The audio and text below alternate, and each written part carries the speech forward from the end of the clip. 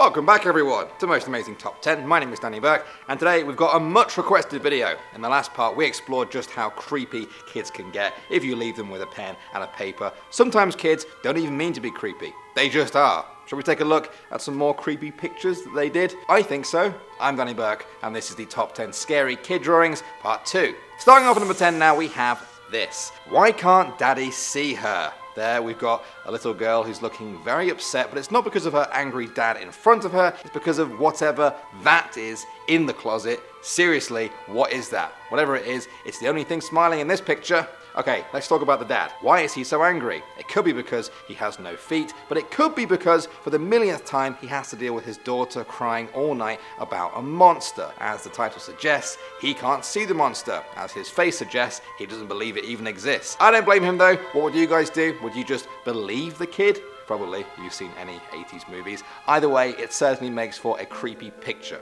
Next up at number 9 now, we have a drawing that says, "The girl next to me is pretty, I collect her hair." Then we've got a drawing of the girl along with a helpful label of hair and scissors being held by the kid who's drawing the picture. I mean, this is just unnerving, isn't it? Imagine being a parent and finding out that another kid is hoarding your kid's hair at their home. Every single day, they snip a little bit more and they take it home. Maybe they put it in a jar or something. What's the end game here? What's the plan? What can you do with a pile of someone's hair? Maybe the kid has some sort of creepy calendar where they stick the hair to each date. Do you know what I mean? I just made that up and I'm worried that I thought of that so easily. I now sound creepier than the creepy kid I'm talking about. Good job, Danny.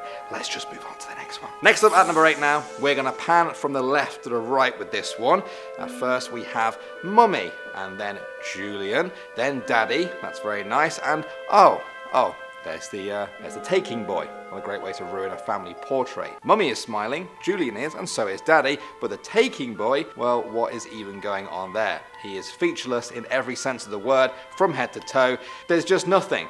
Well, there isn't nothing there, really. The kid who drew the taking boy wanted to make it very clear that the boy is made up of some sort of black swirly thing. Maybe it's smoke. He certainly doesn't look like the normal humans to the left. And why is he called the taking boy? At first I thought this was the talking boy, which is pretty creepy, but the taking boy, what's that? What does he take? Is he going to take Julian away? I can't wait for the next episode of this, Julian and the Taking Boy. Netflix, call me. Coming in at number 7 now, we have this disturbing image. You may see that we've blurred out part of the writing in this one, but probably guess what it says. So it's blank you, Emily, die. Right, now let's break down this picture. I know who Emily is because she's been helpfully labelled on her bed, but the rest of these creatures, I'm not really sure what's going on. Are they all supposed to be the same creatures but in different stages of the attack? There's some creepy little turtle flipper looking dude at the window with red eyes. Then there's another guy with red eyes, a mask I think, and a body that looks like an oversized tie. He's also got forks for hands. Okay, now that I'm looking at him again, he is pretty scary. The one that's attacking Emily in the picture is some kind of horrific sock puppet from hell with a mullet haircut. I think it's going to suck her soul out, perhaps. I'm not sure, but either way, they all make a lot more sense than the last one in the bottom right. What is that? It looks like a torn up Batman symbol has come to life. I mean, I can laugh at it now, but we all know that would be very terrifying if it did come to life. The whole thing is just very creepy. I feel bad for Emily and worried for the kid who drew this. Let's just move on. Next up at number 6 now, we are not left guessing at all what this kid wants us to know. You will die. I like how the word die has its own special bubble writing. You gotta take extra care to make the word die look nice, you know. But what's going on with the rest of the picture? That girl is reading a piece of paper that again says, "You will die." She's sitting opposite either a giant marble or a tiny planet, and the whole scene is taking place in a cave, I think, or a monster's jaw. I mean, what was this kid trying to convey with this? You might think it's just aimless nonsense, but they've clearly chosen these objects and words for a reason. I'm not sure if I really want to know the reason though. Moving on to number 5, we have this. That says, "The monstre from the closet." I'm going to presume they mean monster, unless monstre is the French version of a monster. Anyway, look at this monster. At first glance, it seems to be your classic scary Japanese horror movie girl. You know, the ones that crawl out of wells or TVs. You never see her face until she's about to kill you. That one. This one looks a bit different though. While most of the drawing is black and white, the kid wanted to make it very clear that this monster is wearing a green dress. They also seem to have drawn very bony looking kneecaps. Do you see what I mean? Is that meant to mean broken legs or something? I'm not sure. If we look at the closet, we can can also see a yellow light shining through. What's that? Maybe it's a portal leading to the monster's homeworld. Maybe I'm analysing this small child's picture too much. Next up on number 4 now, we have what looks like a letter or a message of some sort. The text reads, "Hi, how are you doing in hell?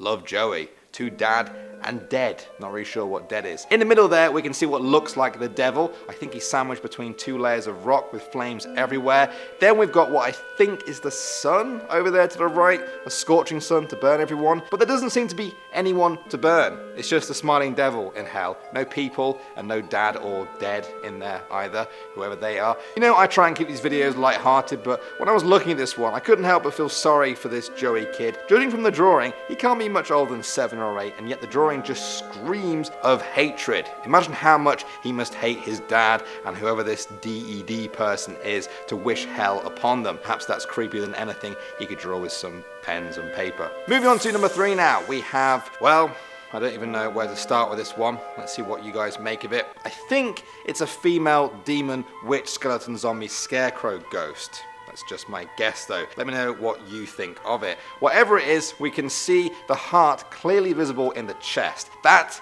is very, very weird. It's not the only bit of red in the drawing here though. We've also got something hanging off the arm there to the right. Now at first I thought this was a big ball, but now I think it's a basket. There seems to be a heart draped over the side of that basket. So does that mean this thing collects hearts to keep itself alive?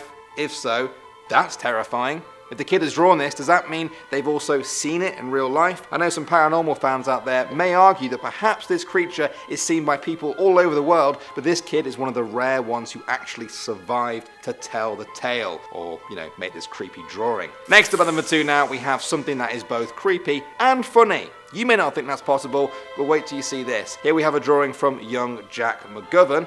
Thank you, Jack. Jack says, "If I caught a leprechaun, I would kill him." Again, thank you, Jack. What a lovely story. Now I know what you're thinking, but Jack, I must know more. I know if you caught a leprechaun, you would kill him, but how? Well, thankfully, Jack has also given us a very helpful diagram here. The guy on the left is carrying a walking stick, I think, with one hand and throwing a net over the leprechaun with the other. The guy on the right seems to be a red, angry mess who is stabbing the leprechaun with a blade, an arrow? Not really sure. It probably hurts either way. So that's how Jack would kill a leprechaun. I love how I've not even asked the important question of why he would do that. I've seen so many of these pictures now that I've stopped questioning the crazy motives behind this creepy violence. I just accept it. And finally, number 1 now, we have a scene of little Timmy being put to bed by, I presume, his older brother. The text reads, "Mom will be so proud I got Timmy to sleep." Sounds sweet, but then we look down to see the method used to get Timmy to sleep. It's a pretty permanent one. It's murder. Yeah, unfortunately his technique is to just smother baby Timmy in his own blanket after dragging him out of his crib. I also find the manic grin on the face quite disturbing. I'm hoping that this picture was found before anything bad happened, you know. It could be that the kid was planning to do this in the future. She will be proud. Maybe it hasn't happened yet. Maybe they'll sit him down and explain that he should never ever do this. I'm going to try and think that's the case because the alternative is a little too disturbing to think about. And on that note, I think we've had enough of creepy kids drawings for now, although I also said that in the last video, and here we are. If you'd like us to carry on this series, then I am very up for it. Just let me know. Don't be too creepy out there, guys. Thanks for watching as always. My name is Danny Burke, and I will see you all in the next video.